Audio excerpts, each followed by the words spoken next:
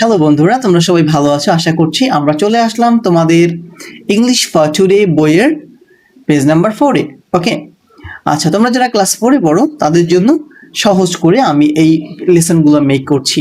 তোমাদেরকে একটা ব্যাপার বলে রাখি, তোমরা প্রত্যেকটা ভিডিওতে একটা লাইক দিবা, তাহলে কি হবে জানো, ইউটিউব এই ভিডিওটাকে তোমাদের বা বাংলাদেশের যতজন ক্লাস 4-এর স্টুডেন্ট আছে সবার কাছে পৌঁছে দিবে। আর তোমরা যদি সাবস্ক্রাইব না করে থাকো, সাবস্ক্রাইব করে রাখবে, তাহলে তোমার এই সাবস্ক্রাইবের দ্বারা ইউটিউব মনে করবে যে এই চ্যানেলটাকে বা এই ভিডিওটাকে আমরা পৌঁছে দিই সবার কাছে। তোমার একটা ভিডিও কিন্তু শিক্ষার ক্ষেত্রে অনেক উপকারে আসবে ইনশাআল্লাহ। ঠিক আছে বন্ধুরা, চলো আমরা শুরু করি। আচ্ছা, শুরুতে দেখতে পাচ্ছ তোমরা এখানে ইউনিট 1-এর 3.1 language focus expressions for greetings. Language focused, এখানে মূলত ভাষাটার দিকে খেয়াল করতে হবে, ভাষা উচ্চারণ, ইংরেজির উচ্চারণটার দিকে ফোকাস করতে হবে। এক্সপ্রেশনস ভঙ্গিমা, ঠিক আছে, ইংরেজি বলার ভঙ্গিমাটা তোমাকে শিখতে হবে। ফর গ্রিটিংস অভিবাদনের সময়, শুরুতে কাউকে অভিবাদন জানানোর সময় কি কি ভঙ্গিমা করতে হবে সেই বিষয়গুলো তোমাকে শিখাবে। হ্যাঁ, এক্সপ্রেশনসটা কি হবে। ইন দ্য কনভারসেশনস, এই কনভারসেশনে, এই কথোপকথনে, দ্য টিচার শিক্ষক অ্যান্ড দ্য স্টুডেন্টস এবং শিক্ষার্থীরা গ্রিট ইচ আদার, একে অপরকে গ্রিট করবে। মানে ধরো তুমি টিচার বা আমি টিচার, তুমি স্টুডেন্ট, আমি তোমাকে শেখাবো লাইভ, তুমি আমার সামনে দাঁড়াবা, আমি তোমার সামনে দাঁড়াবো, আমি তোমাকে গ্রেডিংস করবো, তুমি আমাকে গ্রেডিংস করবা।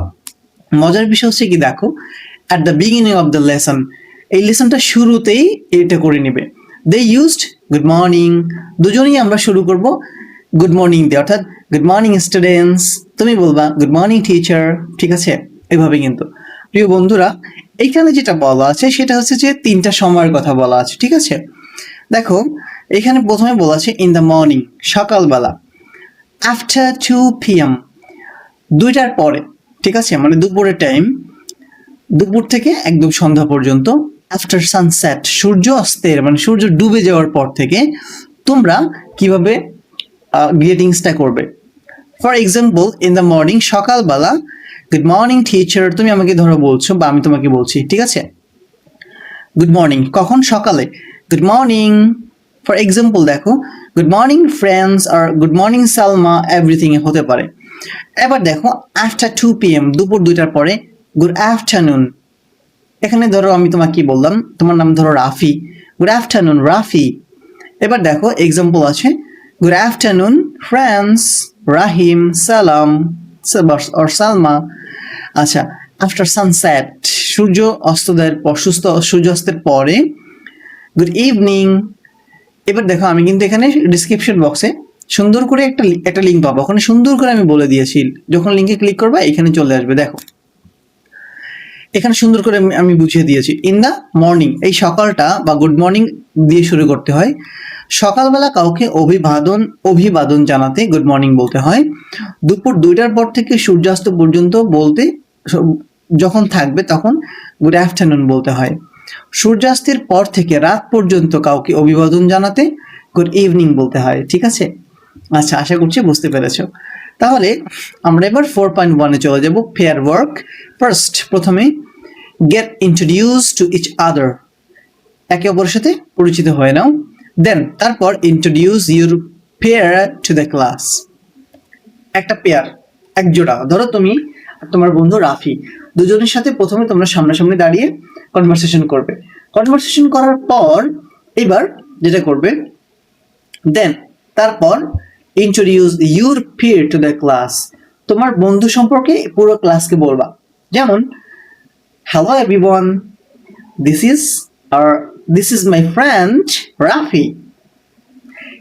He is 8 years old and he likes to play, or he likes to makes kite. He is a good boy, he is a honest boy.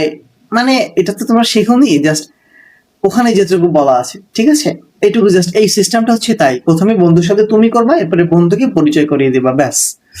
ওকে, 4.2-তে কি বলা আছে, ইন দ্য সেম পেয়ার, একই জোড়ায়, draw a picture of your and your pair, একটা ছবি আঁকতে বলছে, তোমার এবং তোমার যে বন্ধু দুজনে তাদের একটা ছবি আঁকবে। কোথায়? এই বক্সে। অ্যাবাউট মি, তখন তুমি নিজের সম্পর্কে বলবা, তখন তুমি কি ধরনের এক্সপ্রেশনে, আকার ভঙ্গিমা দিয়ে একটা ছবি আঁকবা। এখানে দেখো কি আছে, অ্যাবাউট মানে সম্পর্কে, মি মানে আমার, hi my name is Rafi, suppose মনে করো, সাপোজ মানে মনে করো আর কি, ঠিক আছে। আই অ্যাম আমি, আমি কি, I am student, I am I student হতে পারে, আমি একজন শিক্ষার্থী। দেখি উত্তরটা আমার মনে নেই, আমি দেখে এখানে তোমরা ইয়ে করো, পেয়ে যাবে, দেখবা। আই এম 9 years old, ও সরি, এখানে প্রশ্ন মানে বয়স বলতে হবে, তাই না। I am 9 years old। এবার দেখো, I like to play, okay.